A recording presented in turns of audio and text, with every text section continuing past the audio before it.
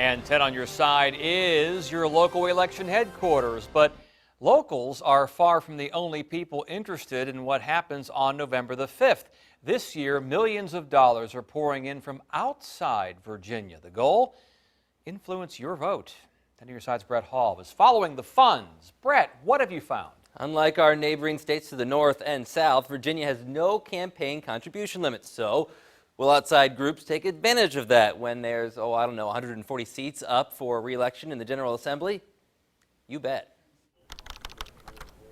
Nearly double the amount of money. It's what Democrat candidate Karen Mallard has raised over Republican incumbent delegate Glenn Davis in the 84th District House race. All they care about is who's got the D next to their name and can we flip it. The they Davis is referring to is the out-of-state donors who make the fundraising difference possible. According to the latest numbers from the Virginia Public Access Project, if you took away Mallard's out-of-state money, Davis would actually have raised several $1,000s more. It's outside influence from people that don't have to live under our laws and our policies here in Virginia. It's a repeated story all across the Commonwealth. Have you ever seen this much outside influence in a Virginia election? No, I mean, we're at historic levels here. ODU professor of political science Benjamin Molesky says why is really not all that hard to figure out. Democrats only need to have Democrats elected in a few currently Republican districts to take control of the House and Senate.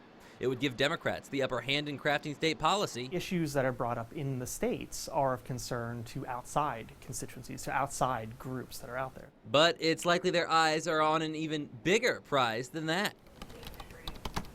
In 2021, boundaries for the U.S. House of Representatives will need to be drawn again.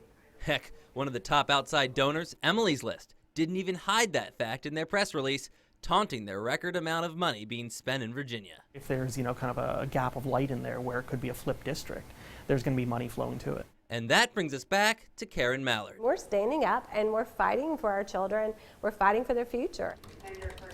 Washington, D.C.-based Emily's List, an organization that supports pro-choice Democratic women candidates, says they plan to spend $2.1 million to help flip the balance of power. With more than $200,000, Mallard has received more of the funds than anyone else. They are on weekly phone calls advising us on our campaign. Yes, they aren't just funding, but outside groups also have boots on the ground.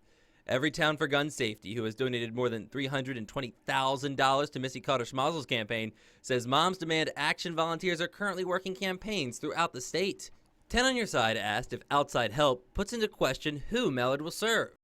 Constituents of Virginia Beach know where my heart lies, and I will tell you that I would rather have 1,000 people in California give me $1 than one company, one big tobacco company, give me a huge check.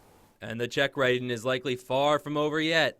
There's just money everywhere. 10 days till Election Day. And we're going to continue to follow those funds. Next week, we look into money being spent to influence future possible legislation. Brett Hall, 10 on Your Side.